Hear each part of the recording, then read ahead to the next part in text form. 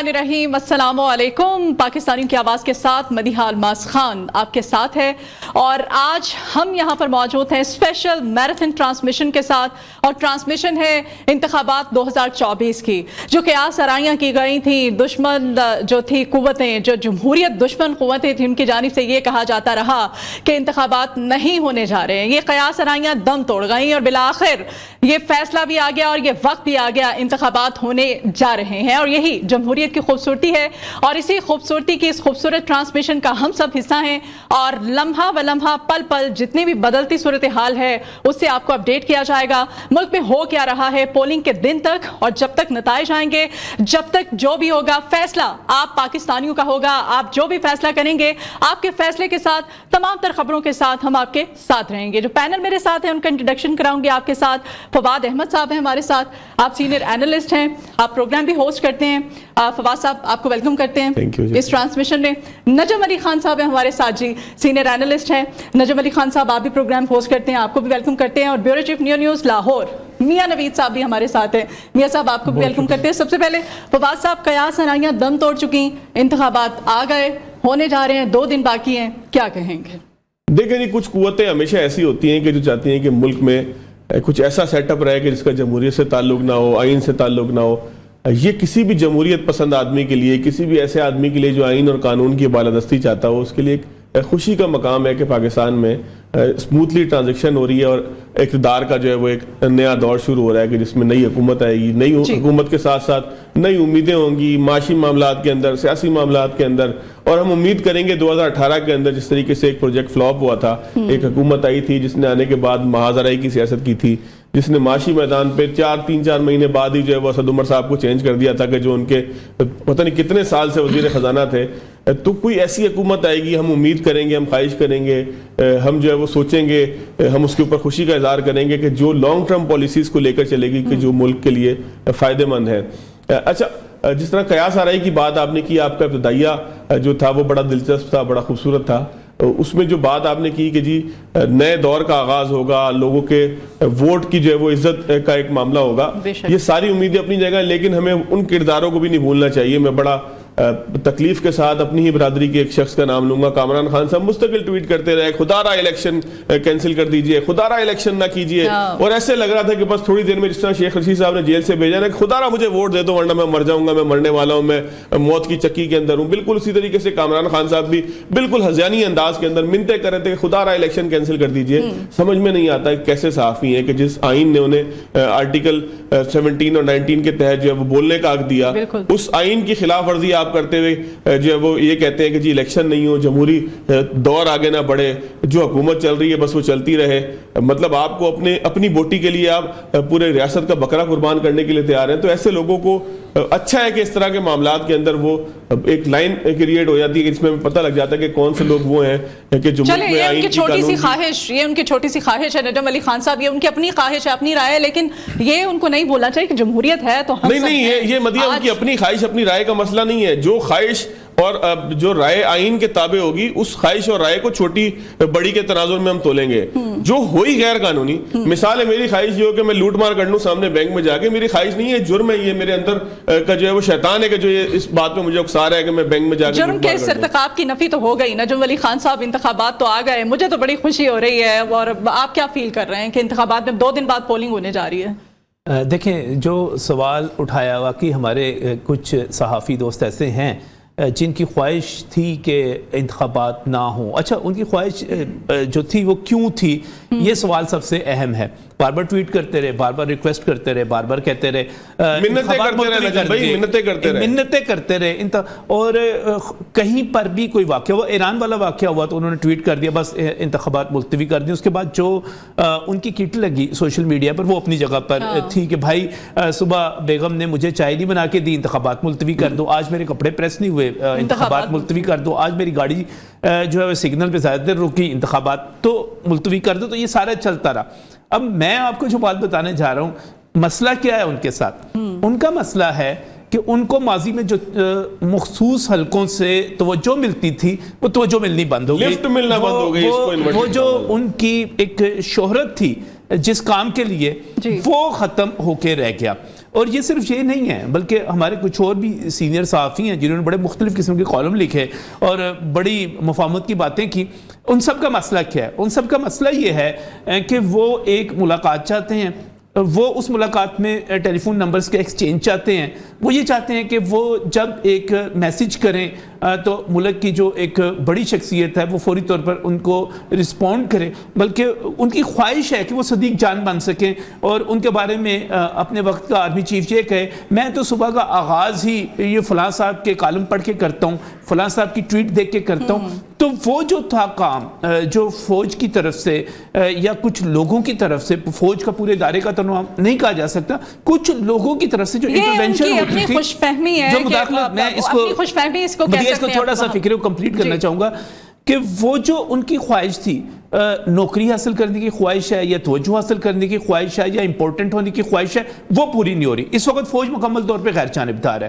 آپ دیکھیے گا کہ بہت سارے لوگ کہتے ہیں کہ بھائی ہماری ملاقات ہو جائے, عاصم منیر صاحب سے ملاقات ہو جائے, فلاں سے ملاقات ہو جائے, فیصل صاحب سے ملاقات ہو جائے, فلاں سے ملاقات ہو جائے. کوئی اطلاع آتی ہے کوئی ملاقات کی, کوئی پتہ چلتا ہے؟ بلکہ وہ بہت سارے لوگ وہ بھی نہیں ہمیں بتاتے جن کے مدرسے میں, والد کے مدرسے میں پڑھتے رہے, ہمیں وہاں سے اطلاع نہیں آتی وہاں سے. تو مجھے خوشی ہے, مجھے اس بات کی خوشی ہے کہ جو کچھ ہو رہا ہے وہ جمہوریت کے مطابق ہو رہا ہے, وہ لوگ ایکسپوز ہو رہے ہیں, اور الیکشن کو ملتوی کرنا, مزید ملتوی کرنا کوئی آئینی راستہ تھا ہی نہیں سوائے مارشل اللہ کے. اس سے پہلے جو ملتوی ہوئے اس کا ایک طریقہ تھا, جو بھی طریقہ اختیار کیا گیا اس پر اعتراض کیا جا سکتا ہے, اختلاف کیا جا سکتا ہے, لیکن ایک آئینی تقاضا تھا, اس کے تحت ہو گئے. اب اگر انتخابات ملتوی ہوتے تو صرف اور صرف مارشل اللہ تھا, اور کچھ لوگوں کی خواہش تھی وہ مارشل اللہ لگ جائے, وہ دوبارہ ان ہو جائیں, وہ عدم استحکام پھیلائیں اور تباہی پھیلائیں. اور میں تو خوش ہوں, میں آپ کے ساتھ مل کے خوش ہوں کہ انتخابات ہو رہے ہیں. باقی ان کی شفافیت ملک کی ترقی, ملک کی خوشحالی کے لیے فیصلے ہونے چاہیے, اور بڑا اچھا ہو رہا ہے, انتخابات ہونے جا رہے ہیں. میاں نوید صاحب بھی ہمارے ساتھ ہیں, یہ ڈسکشن تو چلتی رہے گی.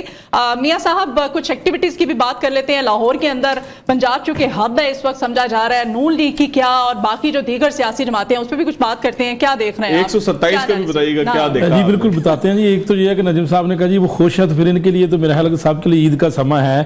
اور اس کے اوپر میں ساتھ یہ بھی کہوں گا کہ کیونکہ پنجاب میں کچھ دنوں سے جو اگر ویدر کی بات کریں تو کافی دھند اور سردی تھی, لیکن آج سنی ڈے اور اگلے 2 دن بھی اگر سنی ڈے ہوتا ہے تو جو ہے وہ پھر سونے پر سہاگا ہوگا کہ لوگوں کے لیے. مولانا فضل الرحمان کا جو اعتراض تھا سخت موسم کا, وہ بھی وہ بالکل جو ہے ان کا جو اعتراض تھا وہ کافی پہاڑی علاقوں کے حوالے سے تھا. لیکن سنی ڈے کا فائدہ ہوگا جی, ووٹر نکلیں گے اور سنی ڈے, اور وہاں کے لوگ آتی بھی ہیں, وہاں کے لوگ نکلتی ہے. دھند اگر نہیں ہوتی تو اس کا یقینی طور پر پبلک کو فائدہ ہوگا, خاص طور پر لاہوریوں کو فائدہ ہوگا. اب کمپین کے اوپر بات کر لیتے ہیں. جی کمپین کے اوپر اگر لاہور کی بات کریں تو لاہور کے اندر جو ہے وہ آج بھی جس طرح کہا جاتا تھا کہ یہ نون لیگ نظر نہیں آئے گی فلانی, میں نے تو 2-4 حلقے جو وزٹ کیے ہیں وہاں پر تقریباً جو ایک سروے کیا ہے بغیر کسی کوئی جگہ کا مختص کیے, تو وہاں پر تو جو ہے وہ ووٹر آج بھی نون لیگ کا متحرک ووٹر ہے, اور وہ کہتا ہے جی کہ نون لیگ کو ووٹ ڈالیں گے, ہم جائیں گے, نکلیں گے. اور دوسری جانب اگر پی ٹی آئی کی بات کریں تو وہ دعویٰ کرتے ہیں جی ہم نے تو جو ہے وہ بہت زیادہ کمپین سوشل میڈیا کے ذریعے کی ہے, آپ دیکھیے گا جو ہے وہ 8 فروری کو ہمارا ووٹر نکلے گا, اور اگر ٹرن آؤٹ 50% سے زائد نکل آیا تو انشاءاللہ ہمیں آج بھی جو ہے وہ ان حالات کے باوجود ہم جو ہے وہ پورا امید ہے کہ ہم جو ہے اچھا خاصا ووٹ لیں گے. تو یہ ساری صورتحال. لاہور کے اگر حلقوں کی بات کر لیں تو N127 سب سے جو نظر آ رہا ہے کہ وہاں پر جو مارکا ہوگا, جو لڑائی ہوگی, وہاں پر جو ہے وہ 3 کینڈیڈیٹ جو ہے وہ اس وقت لڑائی لڑ رہے ہیں, جس میں بلاول بھٹو پنجاب میں پہلی مرتبہ لاہور میں آگے الیکشن لڑ رہے ہیں, طاولہ تارڑ صاحب ہیں نون لیگ سے, اور اس کے ساتھ جو ہے وہ ظہیر باز کھوکھر ہے یہاں پر. تو یہاں پر ایک یہ حلقہ بڑا دلچسپ حلقہ ہے, اور یہاں پر جو پارٹیاں ساری دعویٰ کر رہی ہیں, لیکن میں یہاں پر یہ سمجھتا ہوں کہ اس حلقے کے اندر جو میرا اپنا انالیسس ہے, باقی جو رزلٹ آئے گا تو اس پہ پتہ لگ جائے گا. میں یہاں پر سمجھتا ہوں کہ نون لیگ اور اس کا پاکستان تحریک انصاف کا ہی مقابلہ ہے, اور جو ہے وہ بلاول بھٹو ان کے درمیان میں یا ان کے پاس بھی نہیں ہے. اچھا, آپ کو پتہ ہے بلاول صاحب پچھلی دفعہ الیکشن 3 سیٹوں سے لڑے, ایک لاڑکانہ, ایک لیاری اور ایک جو ہے وہ کے پی کے کی سیٹ سے لڑے. اگر لیاری والی سیٹ کی بات کی جائے نا, اس دفعہ پیپلز پارٹی بہت آرام سے وہ سویپ کر جائے گی, وہ نبیل قبول صاحب وہ جیت جائیں گے. لاڑکانہ میں بھی ان کو سخت مزاحمت تھی, 50,000 ووٹ ان کے مقابلے میں پڑا. 50-60 ہزار ووٹ معمولی نہیں ہوتا. اب اس کو اور لڑکھانے سے پڑ جاتا ہے.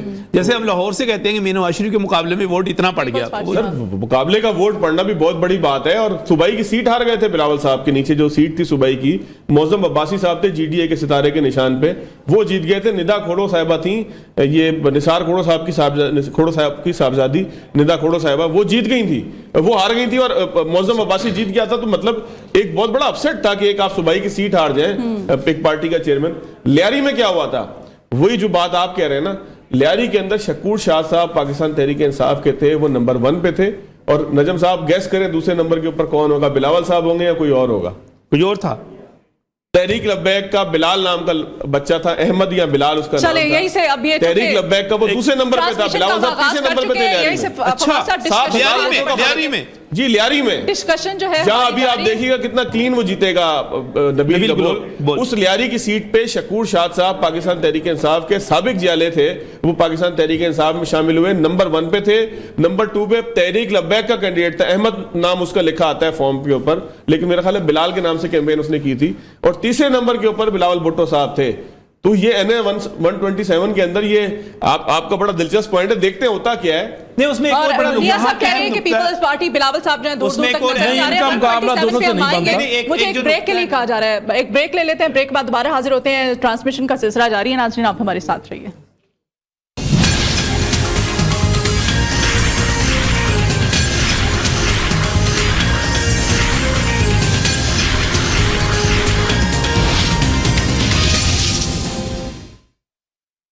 Welcome back. فیصلہ آپ کا پاکستانیوں اور نیو کی الیکشن ٹرانسمیشن کا سلسلہ جاری ہے. معزز مہمان جو پینل پر میرے ساتھ ہیں اور ابھی ہمیں بریک میں جوائن کیا ہے جی لطیف چودھری صاحب نے. آپ سینئر اینالسٹ ہیں, بہت شکریہ. بہت زیادہ سینئر نہیں کرنا, بہت زیادہ سینئر نہیں لیکن سینئر, ہم سب جو جتنے بیٹھے ہیں سینئر ہے ماشاءاللہ. چلے انالیسس کے طور پہ آپ کے تجزیے بڑے عمر میں چھوٹے ہیں, عمر بڑے ویسے وزن سائز زیادہ ہو, عمر میں چھوٹے ہیں. الیکشن کی ٹرانسمیشن کر لیں. اچھا جیسے آپ اس سے خوش ہوتے ہیں, آپ کی خوشی سے بڑھ کے کچھ ہے یہاں پر. اچھا چودھری صاحب سے خوشی کا موقع ہے نا, اچھا فیل ہو رہا ہے نا کہ واقعی الیکشنز ہونے جا رہے ہیں, بہت اچھا فیل ہو رہا ہے اور بڑے خوشگوار چہرے اور کھلے کھلے چہرے. اچھا آپ کو لگ رہا ہے کہ ووٹر بھی اتنا ہی ایکٹیو ہے جتنا پہلے ہوتا تھا باقی الیکشنز میں, اب کی بار وہی وہ والا ماحول نہیں ہے؟ تو کیا مطلب کہ ووٹر کی کیا ہوا ہے, بیمار ہو گیا؟ اچھا خاصا ٹھیک ہے, اسی طرح ہی ہے جیسے پہلے تھا. نکلیں گے انرجی ہے, نکلے گا. کیوں نہیں نکلیں گے, باہر کوئی وبا پھیلی ہوئی نہیں, وہ کہہ رہے ہیں نا, ناقدین کہہ رہے ہیں, ناقدین تو ابھی بھی کہہ رہے ہیں, چودھری صاحب کہتے ہیں کہ الیکشن تو ہونا ہی نہیں ہے. ہم تو کہہ رہے ہیں پرسوں پولنگ ہے. کامران خان صاحب وہ تو پھر کامران خان کلا ہی ہوئے گا بیچارہ, جڑا کہہ رہے نہ انہوں نے گھروں کدے نکلے نے. آپ انہوں کا تو اپنا ووٹ نہیں, جی تسی بھی کہہ رہے ہو کہ میں ووٹ نہیں پان جانا, تھوڑے واسطے کوئی نکلے نہ نکلے کوئی برابر ہے نا, ایسا ہی ہوتا ہے نا. چلیں اب تھوڑا جنوبی پنجاب کی طرف چلیں, ہماری ڈسکشن تو ہماری چلتی رہے گی, یہ خوبصورتی ہے ٹرانسمیشن کی کہ ہم نے چٹ چاٹ بھی کرنا ہے. جنوبی پنجاب کی طرف آتے ہیں, آپ کیا سمجھتے ہیں کہ جنوبی پنجاب میں کون اکثریت لینے جا رہی ہے پارٹی؟ دیکھیں جنوبی پنجاب کا جو ایک ٹریڈیشنل ووٹ بینک ان کا, وہ 2 ہی پارٹیاں رہی ہیں. ایک تو پیپلز پارٹی کا وہاں پہ ایک اچھا خاصا ان کا ووٹ بینک ہے ملتان ڈویژن میں اور راجن پور کے ایریے میں, ڈیرہ غازی خان میں, یعنی سرائکی بیلٹ میں. تو ان کے پاس اس دفعہ مضبوط امیدوار بھی ہیں, جیسے گیلانی فیملی ہے, ان کے بیٹے بھی لڑ رہے ہیں, خود بھی لڑ رہے ہیں. پھر مخدوم سید احمد محمود صاحب ہیں, تو وہ بھی ایک مضبوط آدمی ہیں, اپنے علاقے سے وہ الیکشن لڑتے ہیں. تو اسی طرح نون لیگ کے پاس بھی ایک ٹریڈیشنلی وہاں پہ وہ جیتتے رہے ہیں, ایسا نہیں ہے کہ وہ کبھی وہاں سے جیتے نہیں ہیں, وہ ان کے لوگ آتے رہے ہیں, ملتان سے بھی آتے رہے ہیں, وہاں سے ڈیرہ غازی خان سے بھی آتے رہے ہیں, لغاری فیملی کا بھی ہے.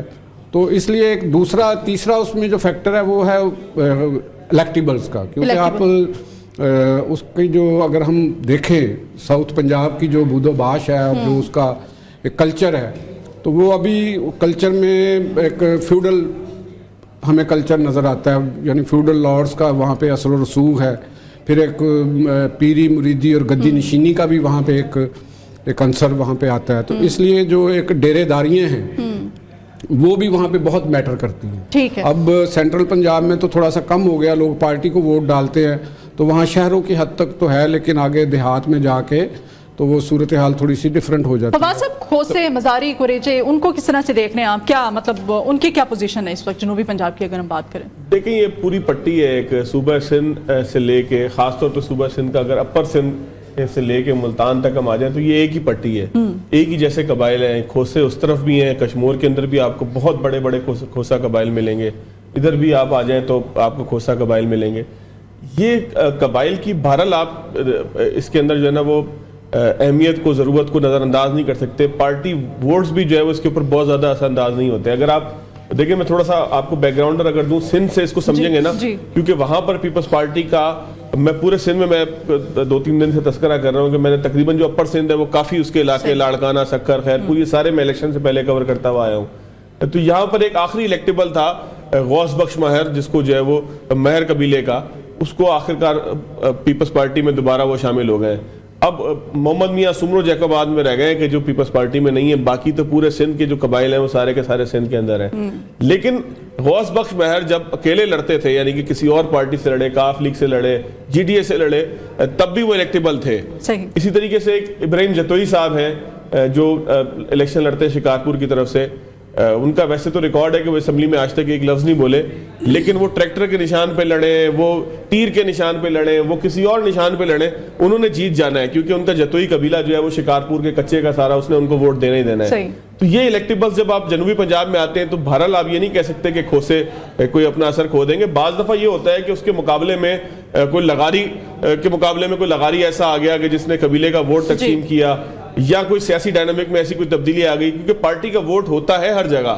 میں سندھ کی بھی اگر آپ سے بات کروں نا، غوث بخش مہر صاحب جیتتے اگر مثال کے طور پر ہے تو 1 لاکھ کے مقابلے میں 80,000 ووٹ دوسرے کینڈیڈیٹ کا ہوتا ہے کہ جو کسی پارٹی کا ہوتا ہے. تو پارٹی کا ہر جگہ پہ اپنا ووٹ موجود ہوتا ہے، کہیں پر زیادہ ہے کہیں پہ کم ہے. تو وہ جب شامل ہوتا ہے تو الٹیمیٹلی الیکٹیبل کا ووٹ اپنی جگہ ہوتا ہے، کیونکہ پاکستان میں سیاست زیادہ تر الیکٹیبل کی ہے. الیکٹیبل کے ساتھ اب پارٹی کون سی شامل ہو رہی ہے اور کیا سیاسی ماحول وہاں پہ بن رہا ہے، تو وہ ہلکے کو ہم الگ الگ پڑھیں گے. جنوبی پنجاب میں جو بات چوہدری صاحب نے کی ہے وہ درست ہے. پیپلز پارٹی نے اس دفعہ بڑی ورکنگ کی ہے. شاہ محمود قریشی صاحب بھی اس طریقے سے موجود نہیں ہے کہ ان کی کوئی جو ہے وہ اثر و رسوخ ہو، ان کی ورکنگ جو ہے وہ اس پورے ریجن کے اوپر اثر انداز ہوتی. تو اگر آپ اس ریجن کو سمجھنے کی کوشش کریں تو ایسا نہیں ہوگا کہ پیپلز پارٹی کی ورکنگ کی وجہ سے نون لیگ وہاں سے غائب ہو جائے گی. نون لیگ کے الیکٹیبلز اپنی جگہ پہ رہیں گے، نون لیگ کا جو اپنا ووٹ ہے وہ اپنی جگہ پہ رہے گا. تو یہ ریزلٹ جو جنوبی پنجاب کا ہے، یہ کوئی بالکل سفید سلیٹ کی طرح نہیں ہے کہ آپ آسانی سے پڑھ لیں کہ اس کے اندر جو ہے وہ پیپلز پارٹی شاید اچھی کیمپین کی وجہ سے جیت رہی ہے. یہ فرق بہرحال نظر آئے گا. پاکستان پیپلز پارٹی کے فواد صاحب بات کریں، نجم علی خان صاحب، پاکستان پیپلز پارٹی نے اس دفعہ اپنے پارٹی منشور کی بجائے جو اینٹی نواز ہے نا، اسی پہ اپنا فوکس رکھا ہے. اس پہ کیا کمنٹ کریں گے آپ؟ میں ذاتی طور پہ سمجھتا ہوں کہ پاکستان پیپلز پارٹی نے منشور پر بھی محنت کی ہے، اور خاص طور پہ جب ہم بات کرتے ہیں تنخواہیں ڈبل کرنے کا نعرہ، جب ہم بات کرتے ہیں 300 یونٹ مفت کرنے کا نعرہ، اور اس کے ساتھ ساتھ جب ہم بات کرتے ہیں مختلف کارڈز کے حوالے سے، یوتھ کارڈ بے نظیر، یوتھ کارڈ بے نظیر، کسان کارڈ، جو بھی ہے سارا کچھ وہ بھی ہے. اور دوسرا میں پیپلز پارٹی کو یہ بھی ایج دیتا ہوں کہ جتنی محنت بلاول بھٹو نے کی ہے انتخابی مہم کے اوپر، میرا خیال ہے شاید ہی کسی دوسرے بندے نے کی ہو. کل میں کراچی کو دیکھ رہا تھا کہ کس طرح وہ 12-13 گھنٹے وہ مسلسل ٹرک پر سوار ہو کے اپنے شہر کو وہ گرماتے رہے اور کرتے رہے. تو یہ تو بہرحال ان کا پلس پوائنٹ ہے. لیکن جہاں تک بات ہے نا ووٹ بینک کے حوالے سے اور باقی چیزوں کے حوالے سے، میں چوہدری صاحب کی بات سے 100% اتفاق کرتا ہوں. صرف ترتیب تھوڑی سی مختلف کرنا چاہتا ہوں کہ جنوبی پنجاب میں چوہدری صاحب میری رائے میں الیکٹیبل سب سے اوپر ہیں. اس کے بعد مسلم لیگ نون یا پیپلز پارٹی آپ جس کو بھی جگہ دینا چاہیں دے دیں، سب سے اوپر الیکٹیبلز ہیں. وہاں پر بھی 39 یا 41 الیکٹیبلز کی ایک چھوٹے بڑے الیکٹیبلز کی ایک لسٹ ہے، وہ جس طرف چلے جاتے ہیں. یہی وجہ ہے کہ جب عمران خان صاحب کو جتانا تھا تو وہ پورے کے پورے الیکٹیبل جو تھے ان کو اٹھا کے لایا گیا، ان سے ٹکٹیں واپس کروائی گئی، وہ سارا کچھ ایک ماحول بنا. جنوبی پنجاب محاذ کے نام سے اکٹھے ہو گئے، جنوبی پنجاب محاذ کے نام سے اکٹھے ہو گئے. خود ہمارے پیارے عثمان بزدار جو تھے اسی وقت وہ تشریف لائے، پھر بعد میں وزیر اعلیٰ پنجاب بن گئے. تو وہ وہاں پر الیکٹیبل جو سب میں سمجھتا ہوں کہ وہ پہلے نمبر پر ہیں.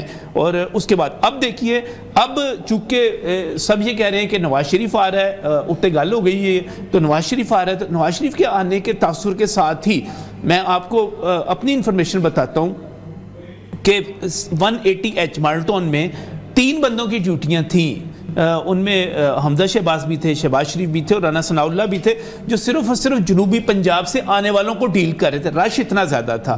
تو مجھے معذرت کے ساتھ کہنا ہے کہ بلوچستان کا جو ایک کلچر ہے یا ہمارے جنوبی پنجاب کا جو ایک کلچر ہے, یہ بھاگتے ہیں اس طرف جس طرف اقتدار ہوتا ہے. مجھے بڑے معذرت کے ساتھ افسوس کے ساتھ کہنا ہے, لیکن ٹینڈنسی یہی ہے, روایت یہی ہے. الیکٹیبلز کا مطلب بھی الیکٹیبلز کا مطلب یہ ہے, اور یہ پارٹیاں چینج کر لیتے ہیں, اور وہ کوئی ڈٹ کے اگر کھڑا ہو گیا کسی نے, اویس لغاری جیسے بندے نے اگر کریں گے. نجم علی خان صاحب, میاں صاحب سے بھی ان کو بھی شامل گفتگو کرتے ہیں. میاں صاحب آپ بتائیے گا, مریم فیکٹر کی بھی کچھ بات کر لیتے ہیں. پنڈی میں 2 جلسے ہوئے تھے, شہباز شریف صاحب, بلاول صاحب کا, تو وہ کوئی اتنا خاص اس میں کراؤڈ نہیں اکٹھا کر پائے تھے. مریم جہاں بھی جاتی تھی کراؤڈ ہی کراؤڈ ہوتا تھا. اب آپ سمجھتے ہیں کہ مریم جو ہے سکسیسفل کیمپین میں تمام تر تیاریوں؟ دیکھیں جی, بالکل جو ہے وہ مریم نواز کو بطور لیڈر جو انہوں نے کمپین نون لیگ کی, جب نون لیگ کے اوپر برا وقت تھا, جو انہوں نے چلائی, اور اس کے بعد مسلسل وہ جو ہے وہ نون لیگ کو انہوں نے اٹھائے رکھا. تو اس وقت اگر مریم نواز کی بات کریں تو نون لیگ کا نہیں ہے, نہ بات کی جا سکتی ہے کہ وہ اس وقت ایک لیڈر ہیں, اور نون لیگ کے اندر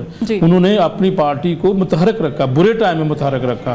اور آج بھی ان کا اگر آپ دیکھیں, ان کو جلسے کرنے بھی آتے ہیں, جب وہ کسی بھی جگہ جلسہ کرنے جاتی کراؤڈ بھی آتا ہے.